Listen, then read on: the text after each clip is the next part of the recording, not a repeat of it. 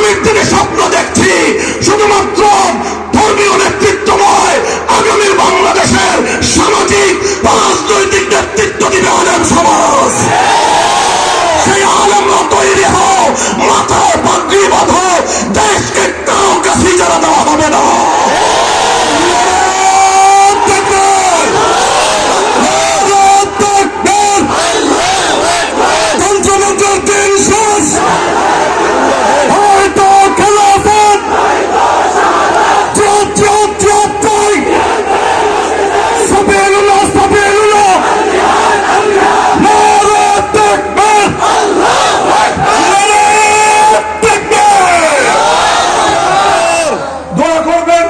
ইসলামের প্রত্যেকটা শাখার কাজ যেন যথোপযুক্ত পদ্ধতিতে পরিচালিত হয়, উপযুক্ত ব্যক্তি যেন আল্লাহ ব্যবস্থা করে দেন।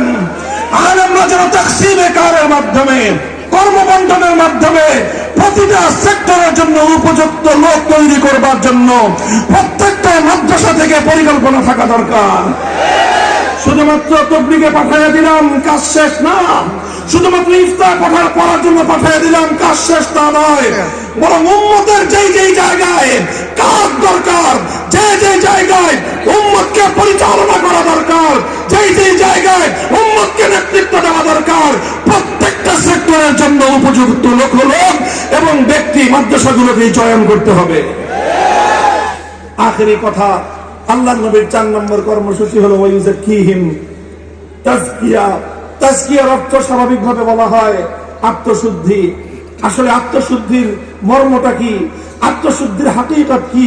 তাজকিয়ার হাকিকত হলো তুমি তেলাওয়াতে কিতাবুল্লাহর মাধ্যমে যে কোরআনকে তেলাওয়াত করা হয়েছিল 1 নম্বর কর্মসূচি, তালিমে কিতাবের মাধ্যমে কোরআনের মর্ম ব্যাখ্যা বুঝিয়ে দেওয়া হয়েছিল, এটা ছিল 2 নম্বর কর্মসূচি। তালিমে হিকমতের মাধ্যমে কোরআনকে আমলি ভাবে, প্র্যাকটিক্যাল ভাবে বাস্তবায়ন করে নমুনা দেখানো হয়েছিল, এটা ছিল 3 নম্বর কর্মসূচি। এই 3 নম্বর কর্মসূচির পর 4 নম্বর কর্মসূচি হলো তাজকিয়া।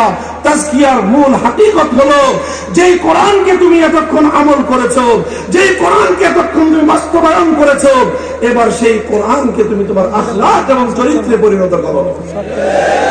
তাজকিয়ার অর্থই হলো কোরআনী আখলাক হাসিল করা। তাজকিয়ার অর্থই হলো উম্মতের মধ্যে কোরআনী চরিত্র, কোরআনী স্বভাব মানুষের মধ্যে তৈরি করার চেষ্টা করা। এই মেহনতটা আলহামদুলিল্লাহ উম্মতের মধ্যে ব্যাপকভাবে চালু আছে। আর সবচেয়ে বেশি উপায়ে এই তাজকিয়া তথা উম্মতের আখলাককে, চরিত্রকে, স্বভাবকে কোরআনের আলোকে গড়ে তুলবার জন্য মেহনত করা হচ্ছে। ওলামায়ে কেরাম, মাশায়েখে এজাম তাসাউফের মাধ্যমে, খানকাহগুলোর মাধ্যমে এটার মেহনত চালিয়ে যাচ্ছেন। কথা বলেন ঠিক না বেঠিক? এই সবগুলো কাজ আমাদের কাজ, এই সবগুলো কাজ আমাদের কাজ, সবগুলো কাজ ওলামায়ে কেরামের কাজ, সবগুলো কাজ উম্মতের কাজ।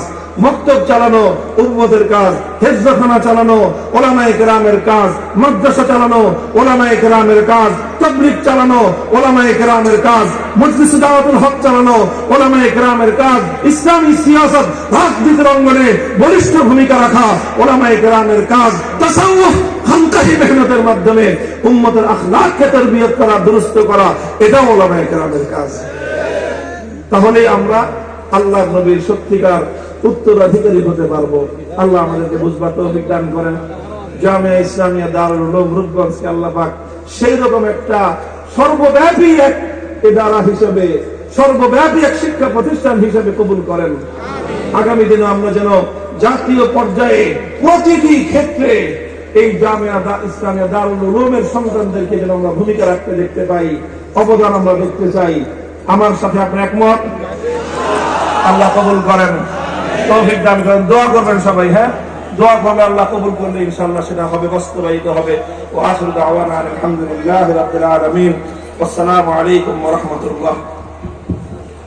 আলহামদুলিল্লাহ, আলহামদুলিল্লাহ। আমরা সবাই বসি। শেখুল হাদিস ইবনে শেখুল হাদিস আল্লামা মামুনুল হক হাফিজাহুল্লাহ তাআলা আনহু অত্যন্ত চমৎকার হৃদয়গ্রাহী আলোচনা করেছেন। আমরা শায়েখের জন্য আজকের এই বর্ণাঢ্যপূর্ণ আয়োজনের পক্ষ থেকে দীর্ঘ সুস্থ নেক হায়াত কামনা করছি। সবাই বলুন আমিন।